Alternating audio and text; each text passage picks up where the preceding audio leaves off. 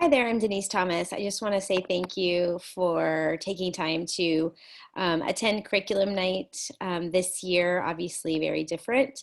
And so hopefully this will give you a little bit of insight into me and then into this class called Enrichment that your child is in with me, sixth period this trimester. So this is curriculum night for 2020, 2021. And the name of the course is Enrichment, but my teaching partner, Melissa Gaffney, and I have basically created a creative writing course, and that is what the kids might refer to it as. So if they say creative writing, it's because that's what I call it, but the official course name is Enrichment for sixth graders, and they only have this for one trimester. So after trimester one, they'll move on to another elective. So I only get them for 12 weeks, but we've already become fast friends and I love the kids so far. We've been doing some great things and it's a really nice small class. There's only 20 of us. So we've been able to share lots of writing and the kids are getting to know each other really well. Just quickly on a side note, that is a picture of me on the first day of school. In between classes, I took that snapshot and sent it to my husband. I was thrilled that it was working. The kids were able to get into class. They were smiling and happy. And although I was very, very nervous and worried about the first day of school, it actually went so much better than I thought. And I actually had a great day. So hopefully your kids are feeling the same way about sixth grade. So just a little bit about me. I do live here on the island. I've lived here actually almost 20 years. I did not grow up here. I actually grew up in Spokane. But I attended the University of Washington, and that's where I got my Bachelor of Arts in English, and decided actually before I graduated that I wanted to go into teaching. And so I went straight to graduate school at Whitworth College and got my master's in teaching and took my first teaching job in California. I taught there for a few years and then returned to Washington and came to work on Mercer Island, actually at West Mercer Elementary. I spent all of my years, the beginning of my career at the elementary level.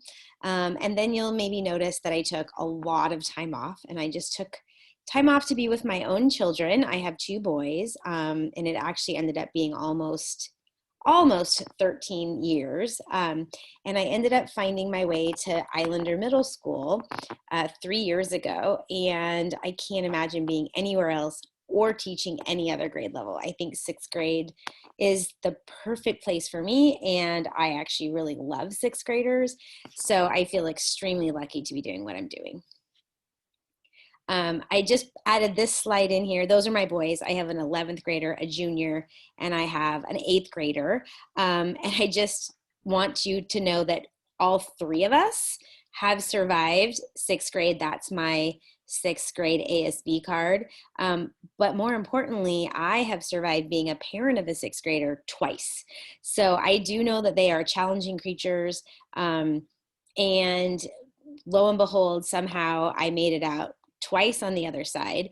So I can totally feel for you for some of the challenges that you're probably feeling already as sixth grade, being a parent of a sixth grader. And as you continue on in their middle school career, they are extremely complex and they are going through so many changes and sometimes it's hard to be the parent. So I commend you for tackling middle school.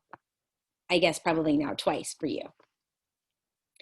I just wanted to just touch base really about my guiding principle sort of as an educator, and that is that no significant learning can occur without a significant relationship.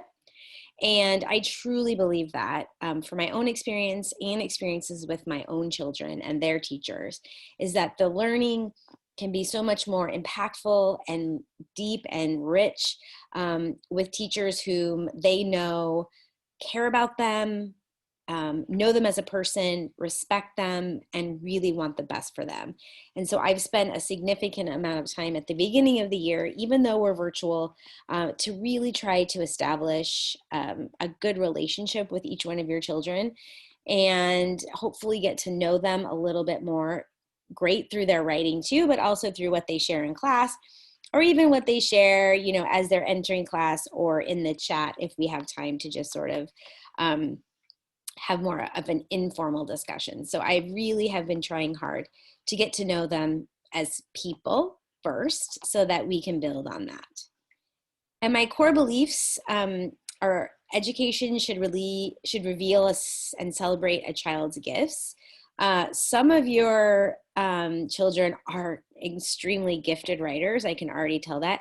And some of them don't love to write, and that is okay. But I do want them all to know that they have a story to tell and that their voice matters. So whether or not they're going to become a novelist, you know, most likely that's not true for most people.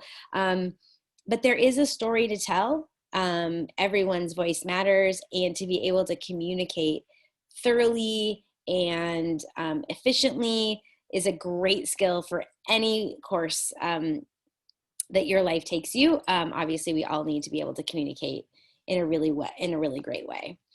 And my last core belief is that a learning community honors diversity through understanding, empathy, and respect. And the more we learn about each other, the more that we can understand and build empathy, and then which leads to respect. So those are my core beliefs, and I've shared those with the kids. And together, the kids and I came up with our classroom beliefs. And these are the 4 that we settled on.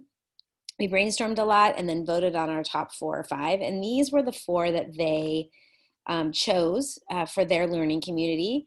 Being kind and respecting different opinions builds a community that trusts. Listening carefully to members and responding by adding on to others' ideas helps everyone build understanding. Be brave to share an answer or an idea so your classmates can feel brave to share as well. And stay focused on learning without distracting others creates a respectful community. And they've done, well, 1, such a great job coming up with such amazing class beliefs.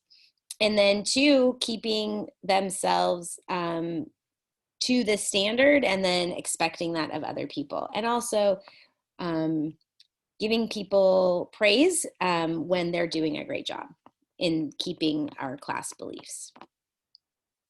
So just a little bit about the class. Every time I meet with the creative writing kids, we spend the first part of our meeting journaling. So they've chosen a journal. Some of them have chose a digital journal, but many of them have hard copy journals. So whether a notebook or whatever they have chosen to be their journal. And every time we meet, we write. And so this was one that we did at the end of last week. So they're always given a choice of different prompts, a visual prompt or a couple different ideas to maybe just like get their ideas flowing, or they can write about anything that they choose. And they can also continue to write from what they wrote the previous meeting. So there are some kids that are writing longer stories and they just keep adding on to it each time we write. And we write for about 7 or 8 minutes at the beginning of each class. And then we do spend time sharing what we write, and hopefully in the near future, at the end of this week or next week, I'll be collecting their favorite entry and giving them feedback on their writing and just allowing them to share it in a way that's safe, but also lets them get some feedback from me as well. So some of our units of study, right now we are writing poetry and we're analyzing poetry. We'll move on to myths and legends, fairy tales and fractured fairy tales, and short stories.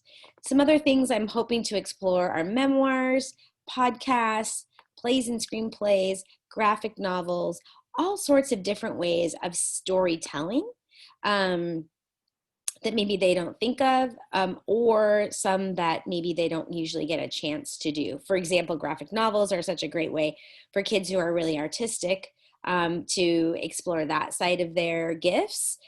Whereas something like me, I don't really draw well, and that's not really my cup of tea. I might want to try my hand at like writing a podcast. So toward the end of the trimester, I hope to give the kids a choice in exploring a genre or a type of writing that's interesting to them that they really want to explore. And I just want to emphasize again that we are all storytellers, and that I'm happy to read and give feedback on any and all things that kids write. So I've already had a few kids submit things or send them to me by email and just say, could you read this and give me feedback? I absolutely would do that anytime. whether they're with me in this trimester or after they move on to a different elective. I am absolutely happy to read and try to give feedback on anything that they write. And I just want to say that your kids are amazing. The things that they're doing right now this year as 11 and 12-year-olds is astounding to me. When I was 11, all I really had to do was get myself to the bus stop and onto the bus. Pretty much this is all I had to do. And the things that they're doing right now, the work that they're producing, and the way that they are having to engage in a learning community, which is unlike anyone has ever done, I cannot say enough amazing things about them. So kudos to them, and also kudos to you, because I know you're supporting them and you are a huge part of everything that goes on behind the scenes. So thank you so much for all of you who are supporting your kids in all sorts of different ways. So I'm absolutely so happy to be partnering with you this year for at least this first trimester and your kids. If you have any comments or questions or anything that you would like to talk about, I'm happy to meet with you via Zoom, or just reach out to me by email. My email is there, and I'm easily found on any of the websites for Islander. And thank you again so much for taking the time to listen. I really enjoy having your kids in class, and I hope that you have a great evening and that your kids have a great year. Okay, thanks.